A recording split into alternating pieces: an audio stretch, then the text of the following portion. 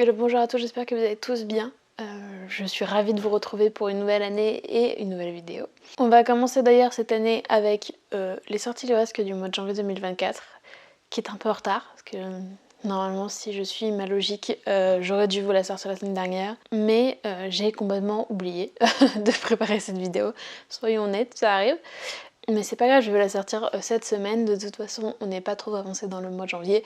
Et puis, on va pas se mentir, même si des livres sont déjà sortis à l'heure où je tourne cette vidéo, ils n'auront pas totalement disparu, vous pourrez encore les retrouver. Donc c'est pas un si gros problème que ça. Comme d'habitude, je vais commencer avec les suites et on commence avec une série dont on a beaucoup entendu parler, qui est donc la série Seasons de Morgane Moncombe. Elle sortira donc le tome 2, Un hiver pour te résister. Dans ce roman, on est plongé dans l'univers du patinage artistique en suivant Orion et Lily, il me semble que c'est ça.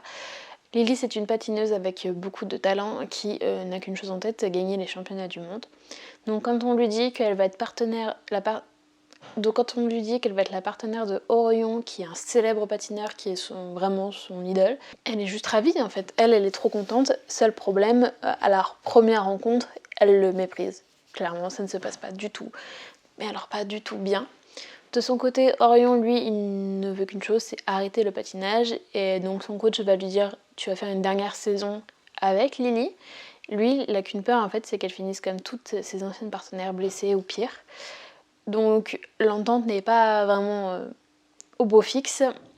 Mais apparemment, évidemment, ils vont se rapprocher suite à une tragédie. Ensuite sortira le tome 2 de La nuit où les étoiles se sont éteintes de Neil Gaiman et Marianne Eno. Je vais pas vraiment pouvoir vous faire de résumé puisque je n'ai pas trouvé grand chose sur le tome 1, mis à part qu'on suit Finn, un garçon qui est désespéré, qui enchaîne les rencontres depuis que sa mère est rentrée en prison. Mais vraiment pas plus d'infos que ça. J'ai pas envie de vous spoiler ou de me spoiler parce que j'ai quand même l'intention de le lire un jour, cette série, avec le résumé du tome 3. Donc voilà. Ensuite, aux éditions de Saxu sortira le tome 2 de Belladonna de Adaline Grace. Pour rappel, ce roman est l'histoire de Signa qui a été élevée par des tueurs qui ont tous connu une fin tragique, qui a comme seul parent restant des personnes assez excentriques, assez bizarres. Un jour, l'esprit de sa mère, qui est censée être morte par empoisonnement quand elle était petite du coup, enfin petite, oui je crois, réapparaît pour qu'elle l'aide à trouver qui l'a vraiment tuée, et donc cette Signa va passer un marché avec l'ange de la mort. Et avec ce dernier, et apparemment, va évoluer une relation entre les deux puisqu'ils sont plus connectés enfin, du moins que elle ne le pensait. Ensuite, on a droit au tome 2 de la suite d'une saga qui a bercé mon adolescence, puisque c'est la saga Le Labyrinthe, la rage des survivants, qui se passe 73 ans, pour être précise, il me semble, après la fin de la saga Le Labyrinthe, et où l'espèce humaine est clairement menacée. Je vous avoue que je ne suis pas allée plus loin dans la résumé, clairement, il m'a suffi de voir Le Labyrinthe pour avoir envie de vous le mettre dans cette sélection. Ensuite, on va passer au one-shot avec un thriller. Voilà, en 2024, il y a sûrement autant de thrillers qu'en 2023, même peut-être plus. Et donc, je vous ai mis le dernier roman de Michel Bussy, Mon cœur a déménagé, qui est l'histoire d'Ophélie, qui, lors de ses 7 ans, a assisté au meurtre de sa mère par son père, ce qui a de quoi choquer un petit peu. Sauf que pour Ophélie, son père n'est pas le seul responsable du tout. Il y a un autre homme qui aurait pu la sauver, mais qui ne l'a pas fait. Et du coup, l'objectif de la vie d'Ophélie devient de se venger, de rassembler les pièces du puzzle et de découvrir la vérité. Et pour ça, elle va vraiment en faire une obsession. Ça va devenir l'obsession au cœur de sa vie. Ensuite, on passe à de la fantaisie avec Les fleurs les plus dangereuses n'ont pas d'épines de Lydie Tabarin. Dans ce roman, on va suivre deux familles rivales, les De Mora et les Rodriguez, il me semble, qui excellent toutes les deux dans l'art de faire du thé grâce à des pouvoirs qu'elles cachent à tout le monde. Chacune des deux familles a sa propre héritière, qui a été élevée dans le but de surpasser l'autre et d'avoir une réputation vraiment prestigieuse, d'être la meilleure. Seulement, un jour, la reine va mourir dans le plus grand secret, empoisonnée par son thé.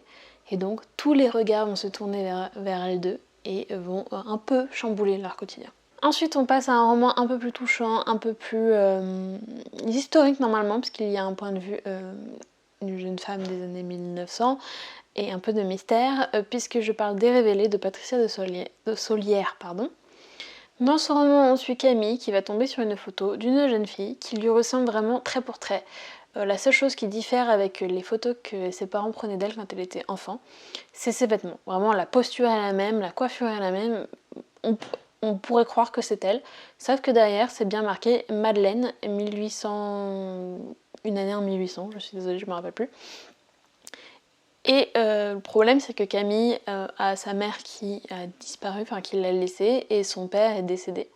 Elle est fille unique, donc elle a vraiment personne pour poser des questions. Et donc son but, ça va être de découvrir qui est cette Madeleine, surtout qu'apparemment, la sensation que celle-ci lui demande de l'aider, de la retrouver et de lui rendre sa place dans le monde. Camille va donc se lancer dans cette quête de découvrir qui est cette personne, quelles relations elles ont. Et on nous raconte cette histoire avec à la fois le point de vue de Camille, mais aussi celui de Madeleine. Ensuite, on change totalement de registre avec le grand magasin de rêves de Li Millet. Je sais pas comment ça se prononce, je suis désolée, c'est un nom étranger, donc j'espère ne froisser personne avec ma prononciation. En tout cas, c'est un roman qui sort de mes habitudes, puisqu'il a l'air très doux et très beau. On nous raconte l'histoire du grand magasin des rêves, où en fait c'est un magasin où littéralement on vient acheter ses rêves. Les gens viennent, les dormeurs viennent et payent pour avoir les rêves qu'ils désirent, ou les cauchemars pour certains. Et donc ce roman nous raconte les plus grands rêves de chacun. Ensuite, un thriller, ça faisait longtemps, avec L'ombre des innocents de René Monzor. Dans ce roman, on suit Marion, qui est romancière et qui parle de son prochain polar lors d'une espèce de conférence et qui ne s'attend pas à ce que les policiers l'arrêtent en plein milieu. En fait, ils l'arrêtent puisque son ADN a été retrouvé sur la scène du crime du meurtre dont la France parle depuis 2 jours. Vraiment, personne ne peut passer à côté. Sauf que, évidemment, Marion, elle ne sait pas du tout comment son ADN s'est retrouvé là-bas, mais elle n'a rien à voir avec ce crime. Donc, apparemment, quelqu'un essaie de la piéger. Et étant donné que l'ADN est un peu le truc sur lequel se basent les enquêtes, qui est indiscutable, plus ou moins, mais c'est pas bon pour toi si on retrouve son ADN sur une scène de crime, clairement. Donc elle va se dire que le seul moyen qu'elle a de se disculper, c'est de fuir, tout simplement. Donc elle va prendre la fuite. En parallèle de ça, on suit un ex-agent d'Interpol qui est appelé pour mener cette enquête et qui trouve très bizarre que Marion, qui est soi-disant une vie très rangée, très carrée, elle ait un tel instinct pour la fuite, elle arrive à s'enfuir, elle arrive à leur échapper à chaque fois. Donc on a d'un côté Marion qui essaye par tous les moyens de découvrir qui l'a piégée et qui prend tous les risques, et on a notre agent qui la traque et qui est persuadé qu'elle cache un secret. Et enfin, je vais finir cette sélection avec un autre thriller, L'araignée de Lars Kepler. Dans ce nouveau roman, on suit notre enquêtrice, je crois que c'est Jonah, on s'en fiche un peu du prénom, qui va suivre un tueur en série avec un mode opératoire assez peu conventionnel, on va dire, puisqu'il va envoyer à celle-ci une figurine non éteinte avant chacun de ses meurtres pour qu'elle puisse déterminer le lieu du crime et essayer de l'en empêcher. Et va s'engager une course contre la montre assez, on va dire, effroyable, puisque le but c'est quand même d'empêcher un meurtre. Surtout que toutes les victimes ont un lien avec l'inspectrice, ce qui va la motiver d'autant plus. Et ce qui va finir de la motiver, c'est que la 9e victime est annoncée et censée être elle. Voilà pour cette sélection du mois de janvier, qui je pense pas n'avoir été trop longue. N'hésitez pas à me dire en commentaire lequel de ces romans vous fait le plus envie, et s'il y en a d'autres que vous attendez que j'ai pas forcément mis dans ma sélection aussi d'ailleurs. N'hésitez pas à vous abonner, ça me fait toujours plaisir et ça va me motiver d'autant plus à vous sortir d'autres vidéos. Et moi je vais vous souhaiter de très bonnes lectures en attendant la prochaine vidéo.